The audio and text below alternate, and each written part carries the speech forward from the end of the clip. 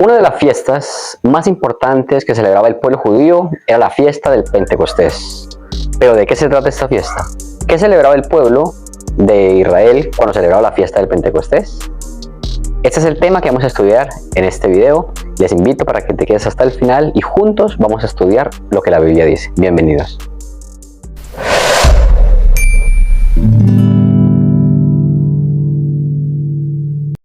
Antes de iniciar el estudio que vamos a realizar a continuación, quiero invitarte para que, si no te has suscrito a este canal, para que lo hagas, y también para que nos apoyes, no solamente suscribiéndote, sino compartiendo estos mensajes. ¿Cuál es el propósito? El propósito es ayudar en la predicación del Evangelio. A través de esos estudios queremos que muchas personas conozcan todos los misterios y todas las bonitas enseñanzas que encontramos en la palabra de Dios. La palabra Pentecostés. La palabra Pentecostés quiere decir 50 días. Esa es la cuarta fiesta que celebraba el pueblo judío. Ya estudiamos en los videos anteriores, estudiamos la fiesta de la Pascua, seguidamente la fiesta de los panes sin levadura o los ácimos, y la tercera fiesta que se celebraba el 16 era la fiesta de las primicias o la fiesta de las gavillas. La fiesta del Pentecostés también es conocido como la fiesta de las semanas. En Levíticos, el capítulo 23, es donde encontramos todas las fiestas allí establecidas y dadas por Dios a Moisés para que el pueblo conociera la forma como debía celebrarlas. En Levíticos, el capítulo 23, leemos en el versículo 15: y contaréis desde el día que sigue al día de reposo, desde el día en que ofreciste la gavilla de la ofrenda mecida, 7 semanas cumplidas serán. Hasta el día siguiente del séptimo día de reposo, contaréis 50 días. Entonces ofreceréis el nuevo grano a Jehová. ¿De qué se trataba esta fiesta? Los judíos, como lo hemos dicho en los videos anteriores, ellos siempre en las fiestas recordaban algún suceso pasado, lo recordaban, pero también apuntaba algo hacia el futuro. Ya vimos que la fiesta de la Pascua recordaba que un día fueron libres y esa noche, con la sangre del cordero, fueron protegidos.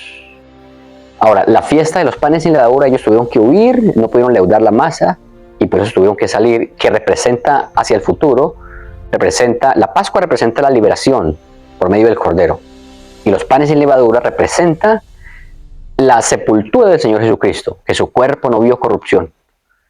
Y la fiesta de las gavillas representa que el Señor Jesucristo iba a resucitar al tercer día. Pero también les recordaba, en el pasado les recordaba que ellos pasaron por el mar y salieron a una vida nueva. Eso representa la fiesta de las gavillas, la resurrección no solamente de Cristo, sino de todos aquellos que van a ser resucitados en su segunda venida. Ahora, la fiesta del Pentecostés o de las semanas se iniciaba en el día 50 después de la Pascua.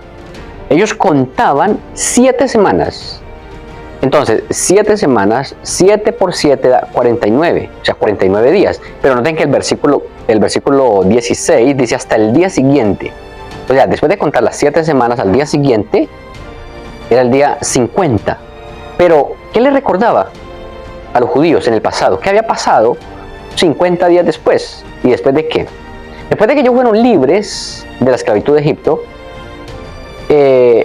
50 días pasaron para que ellos llegaran al monte Sinaí. Esto lo encontramos en Éxodo el capítulo 19, dice el versículo 1, dice: en el mes tercero de la salida de los hijos de Israel de la tierra de Egipto, en el mismo día llegaron al desierto de Sinaí.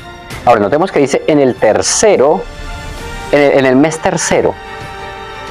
O sea, ellos salieron. Recuerden que Dios les dijo al pueblo judío: este mes es el principio de los meses, principio del año. Y recuerden que la Pascua se celebraba el 14. Entonces ellos salieron, el 14 salieron, el 15 fue la fiesta de los panes sin levadura, y luego el 16 ellos pasaron el mar. 3 días después de que salieron de Egipto, ellos pasaron el mar.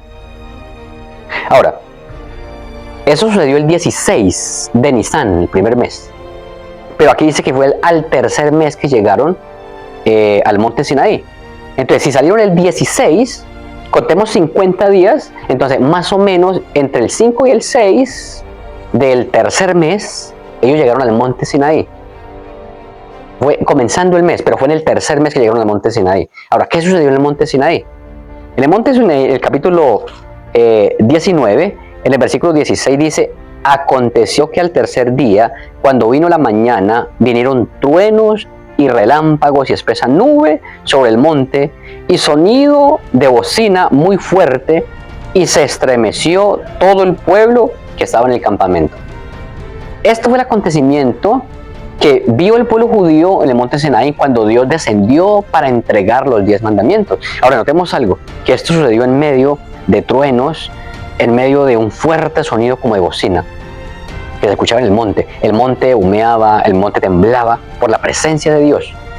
Entonces, cada vez que el pueblo se reunía para celebrar el Pentecostés, estaban recordando lo que había sucedido en el monte Sinaí, que Dios había descendido y había entregado los 10 mandamientos.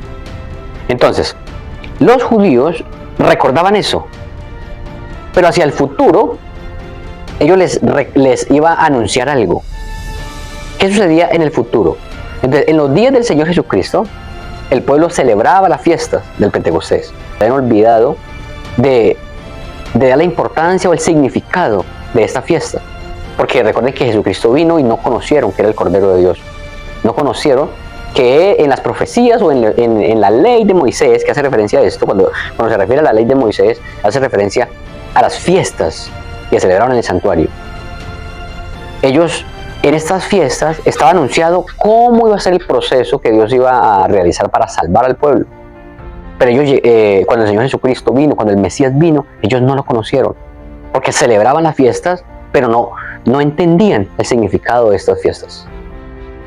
En el libro de Lucas, el Señor Jesucristo, en el capítulo 24, en el versículo 49, el Señor le da una orden a sus discípulos y les dice: he aquí, yo enviaré la promesa de mi Padre sobre vosotros, pero quedaos vosotros en la ciudad de Jerusalén hasta que seáis investidos de poder desde lo alto. Ahora, el escritor del Evangelio de Lucas, o sea, Lucas, en el libro de Hechos de los Apóstoles, que fue el mismo escritor, Hechos de los Apóstoles, en ese capítulo 1, dice el versículo 3, dice: a quienes también después de haber padecido, se presentó vivo con muchas pruebas indubitables, apareciéndoseles durante 40 días y hablándoles acerca del reino de Dios. ¿Saben? Cuando el Señor Jesucristo ascendió al cielo después de la resurrección, Él le da una orden a los discípulos: quédense en Jerusalén, no se vayan a ir todavía. Quédense porque va a venir la promesa del Padre. Ahora dicen que el Señor Jesucristo resucitó y duró 40 días con los discípulos. Se les apareció por 40 días. Él empezó a capacitarlos, a seguirles enseñando. Estaba preparando a la iglesia. Pero el capítulo 2 dice que cuando llegó el día de Pentecostés, en el versículo 1, estaban todos unánimes juntos. Ahora, yo quiero que nos detengamos aquí por un momento. El pueblo de Israel sale de Egipto y desde que pasaron el mar hasta que llegaron al monte Sinaí, pasaron 50 días. Y llegaron al Sinaí y allí recibieron los 10 mandamientos, las tablas de los mandamientos. Dios se manifestó en medio del monte y entregó la ley a Moisés. Ahora, después de que el Señor Jesucristo resucita, Él pasó 40 días con los discípulos. Si nosotros le sumamos 40 días después de la Pascua, la crucifixión del Señor Jesucristo, fueron 3 días, al tercer día resucita, más 40 días, suman 43 días. Ahora, la pregunta es, el Señor Jesucristo ascendió en el día 40 al cielo. Y la pregunta es, ¿qué pasó durante esos 7 días en el cielo? La Biblia no registra qué sucedió. en esos 7 días. Pero cuando nosotros vamos al santuario, allí nos damos cuenta qué sucedió o qué era lo que sucedía en el santuario durante esos 7 días.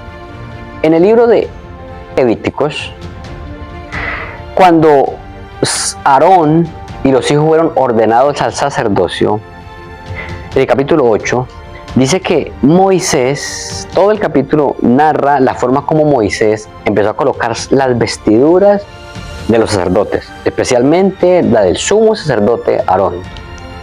Pero noten que en el capítulo 8, en el versículo 33, dice: de la puerta del tabernáculo de reunión no saldréis en 7 días hasta el día que se cumplan los días de vuestras consagraciones, porque por 7 días seréis consagrados. 7 días era el tiempo que tenían que, era el tiempo que duraban consagrándose los sacerdotes, mientras se colocaban las vestiduras y mientras eran ungidos con aceite para el ministerio del sacerdocio. El versículo 34 dice: de la manera que hoy se ha hecho, mandó hacer Jehová para espiaros. A la puerta pues del tabernáculo de reunión estaréis día y noche por 7 días, y guardaréis la ordenanza delante de Jehová, para que no muráis, porque así se me ha sido mandado.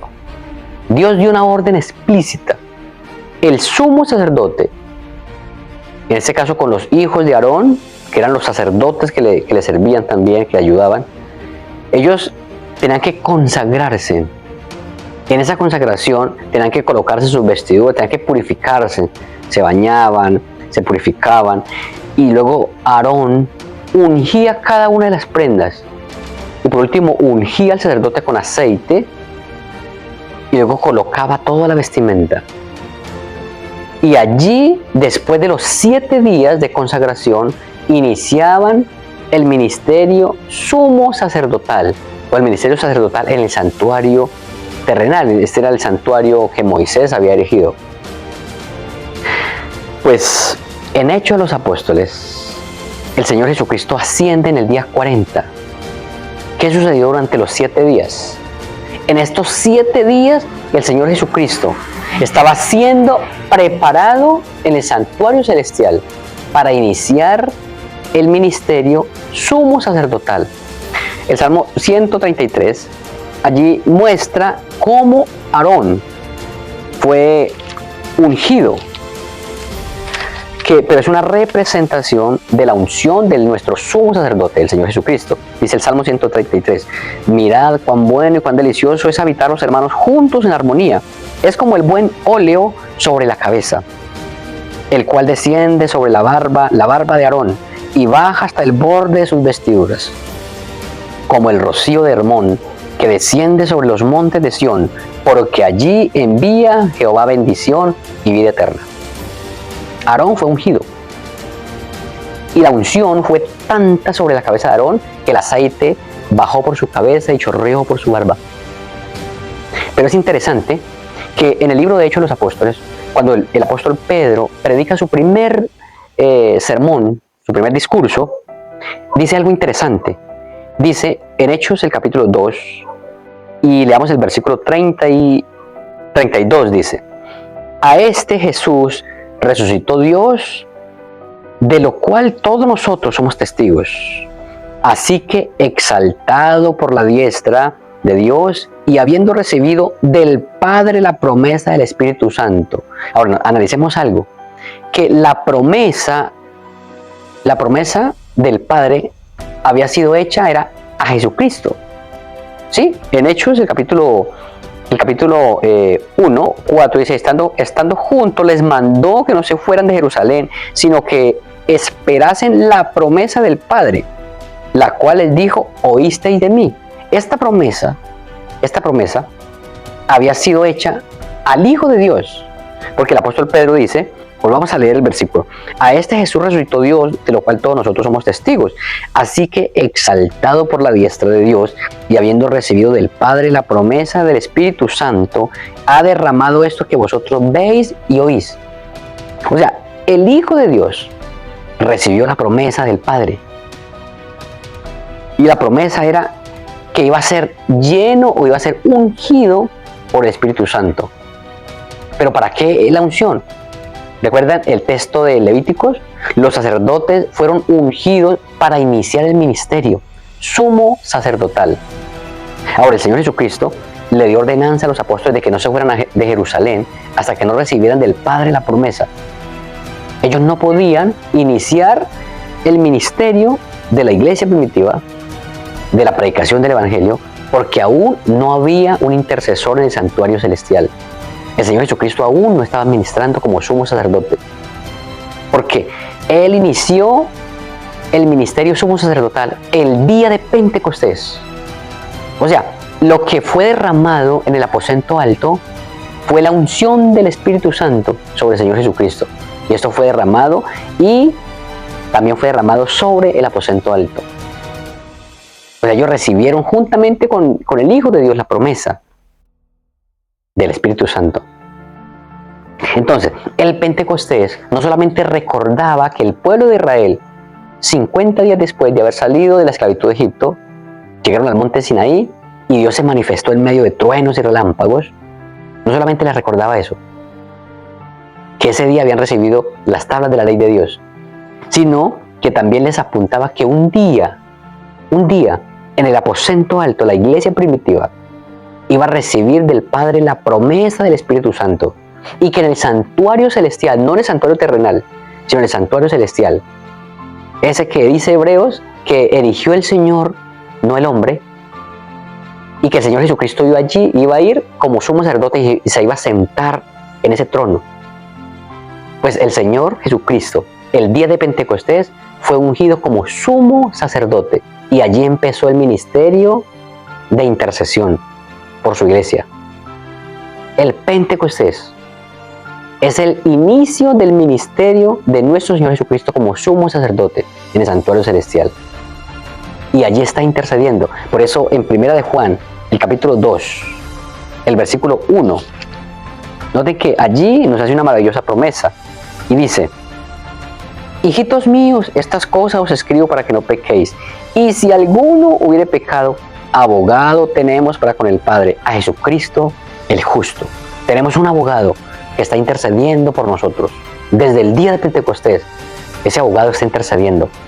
Pero también en primera a Timoteo, la primera epístola a Timoteo, en el capítulo 2, en el versículo 5, dice: porque hay un solo Dios y un solo mediador entre Dios y los hombres, Jesucristo hombre. Tenemos un mediador que está sentado a la diestra del Padre y está intercediendo por cada uno de nosotros. El libro de Hebreos 8 dice: ahora bien, el punto principal de lo que venimos diciendo es que tenemos tal sumo sacerdote, el cual se asentó a la diestra del trono de la majestad de los cielos. Debemos tener la seguridad de que tenemos un sumo sacerdote que está sentado a la diestra del trono de Dios, intercediendo por ti y por mí. El Pentecostés es una fiesta muy importante. Para los judíos era muy importante, pero para nosotros fue el inicio de el ministerio de mediación del Señor Jesucristo por su iglesia. Pero ¿saben? Que un día el Señor Jesucristo se va a levantar de ese trono, va a levantar la mano y va a decir: hecho es. Y se irá a terminar el ministerio de intercesión. Ya no habrá más intercesor, porque habrá terminado la tarea de intercesor y se convertirá en juez de toda la tierra. Entonces, en ese momento ya no habrá más oportunidad.